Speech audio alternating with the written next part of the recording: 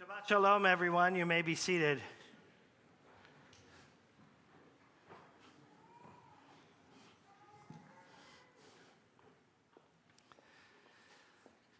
One of my favorite stories of lore is the story of a young prince who turns 12 years old. And for his 12th birthday, he receives a beautiful stallion of a horse. And all of the people from the town gathered around and said, "Oh, our prince has received this beautiful stallion of a horse that is so befitting of him.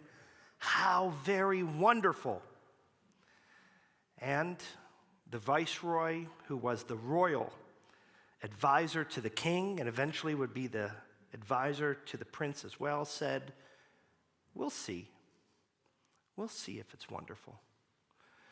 And shortly after, the boy hopped onto his stallion and started riding it around to get used to it. And the stallion, who was unfamiliar with the boy, bucked him off. He fell and he broke his leg. And all of the townspeople gathered around and they said, "Oh, this is so very terrible. Our prince has broken his leg." And the viceroy, the trusted advisor, said, "We'll see. We'll see if this is indeed so terrible." Just weeks later, while nursing his broken leg, a war broke out between that province and the neighboring province. And every boy 12 years and older was forced to go off to war, especially if they had their own horse. But the prince had a broken leg, and he couldn't go off to fight. And all of the townspeople said, "Oh, how wonderful. The prince doesn't have to fight because he has a broken leg." And the advisor and the viceroy said, "We'll see. We'll see if indeed this is wonderful." As a people, we have become very impatient. We want definitive answers, resolutions, and verdicts without much time to process. We are a people that like wars that last for 6 days and our coffee instant. But when it comes to taking time to see how things will work out, not our finest moment. I don't think it's only related to the tribe that is Jewish. I think it's part of society. That whether it comes from sitcoms or whether it comes from the media, we expect instantaneous verdicts and outcomes for all types of problems and dilemmas, challenges, and situations. But what we all know is that the one thing in life that you and I cannot control is time. And time is the one thing that allows motions, moments, people, environments, situations to all develop. And when we rush time, we don't always get to the right verdict.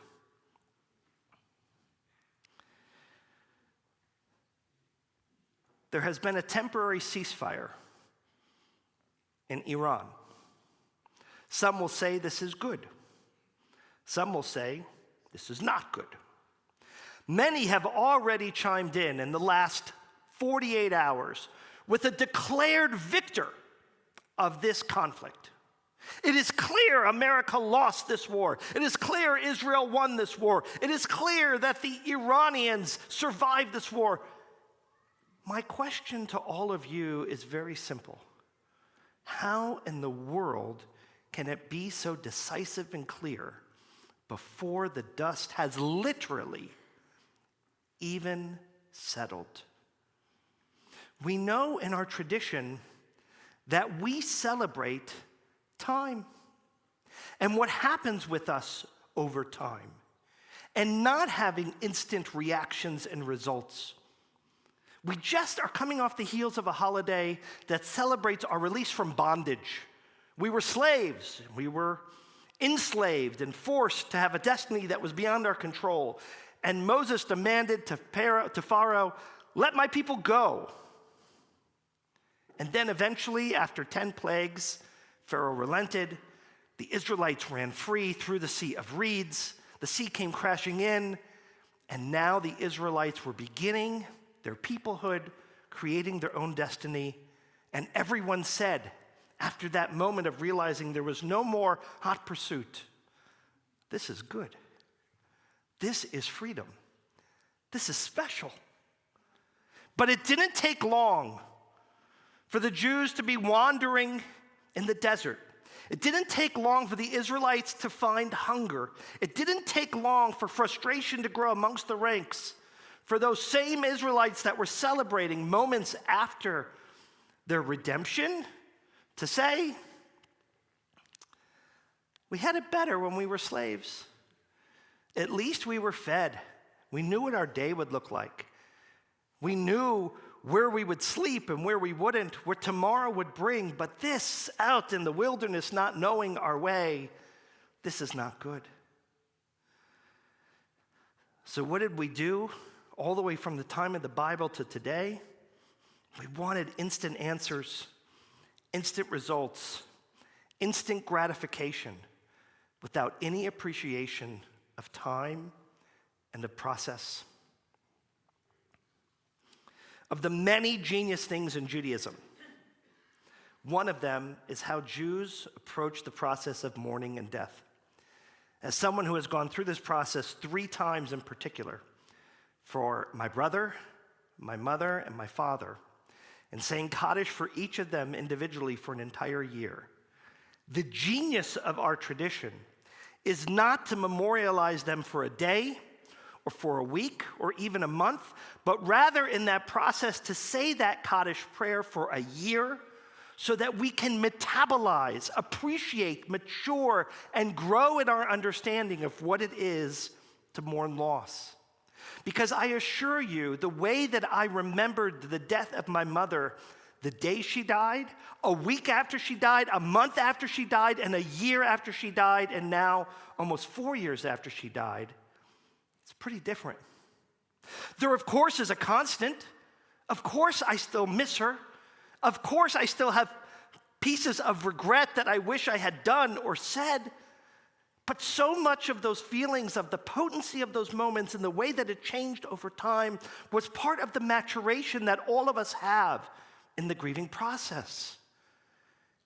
How terrible would it have been if all of that process were relegated to a day, to a week, to one moment in time, to an absolute marker of what had to be said and done, without any sense of tapestry, of nuance, of texture? How dare we come to that conclusion so quickly? It was Rabbi Akiva who began his journey late in life. He was 40 years old when he decided that he wanted to go and study and become a teacher. Now, his whole life, he thought, how in the world can I begin this process of study? That ship has already sailed for me. And then one day he saw something amazing. He saw a rock, and it had a hole in the middle, which was very uncommon. And he looked above the rock, and he could see that it was by some type of gutter system, and there was a drop of water that would continually fall on this rock. And because this drop of water would continually fall for day after day, week after week, month after month, year after year, decade after decade, it eventually gained a hole. Not overnight, but over time. Over time. And seeing that rock and appreciating that continuous drop that led to that demarcation was something that inspired Rabbi Akiva to finally say, our trajectory, our journey as Jews is not something that happens immediately. It's something that takes time. And time is that beautiful gift that allows our lessons, our education, our life, our processes to develop, to grow, to make an impact. We can't just take magic pills or drink special potions that bring us to where we want to be today.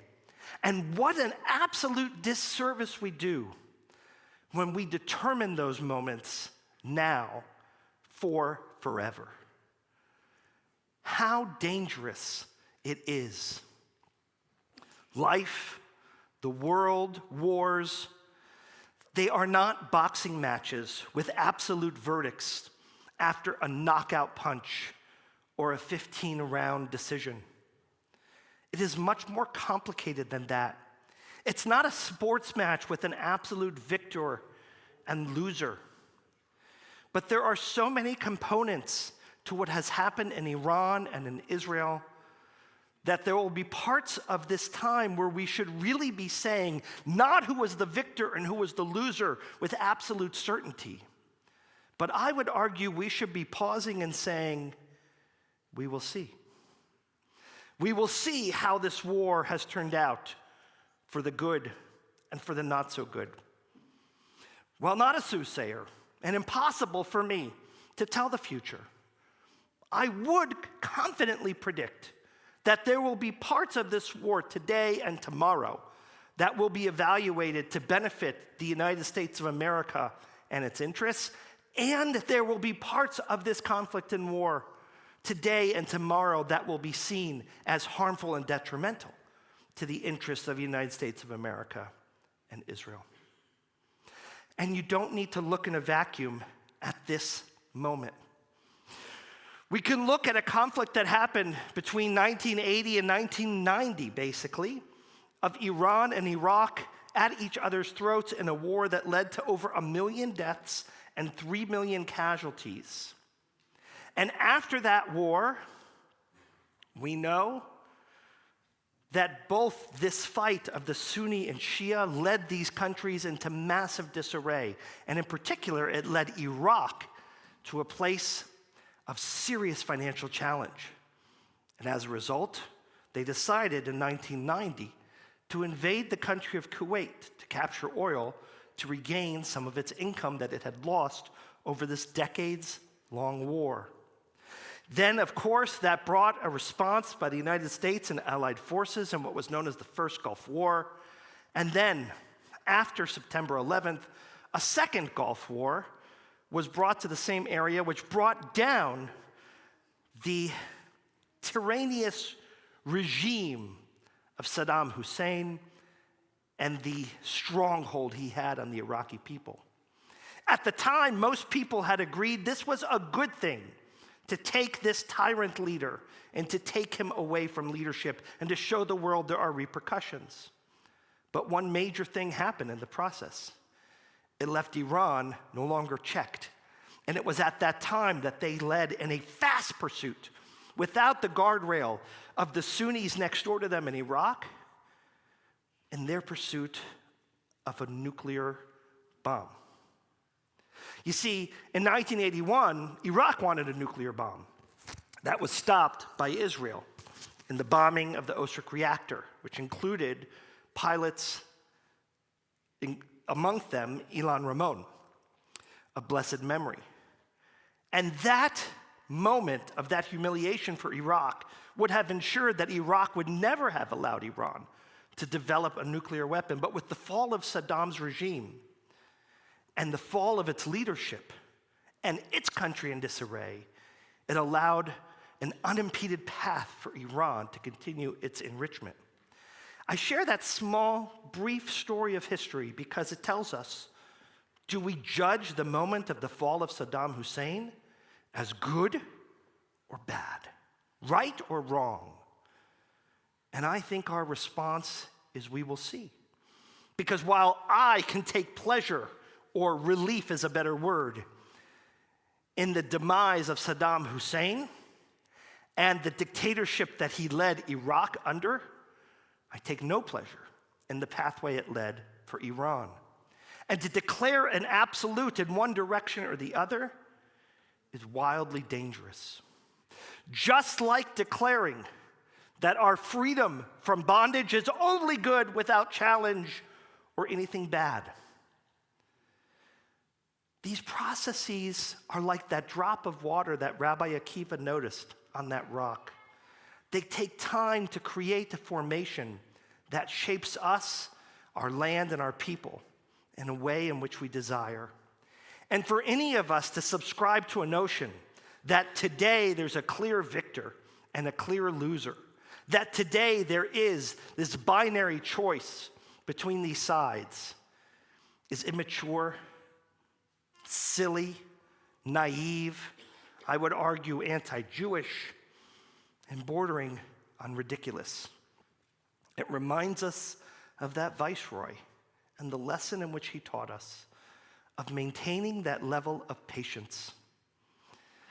After coming from a holiday that celebrates a bread baked in 18 minutes or less, let us realize that sometimes the best baking that we can have in our tradition is the baking of things that take time, that allows the proverbial dough to rise, that allows the yeast to ferment, that allows the time for processing, that allows us a little bit of pause before we offer our verdicts with definitiveness and dogma. May it remind us of all of those blessings and opportunities and those pathways in life that call for our patience and for our maturity too. Shabbat shalom, everyone.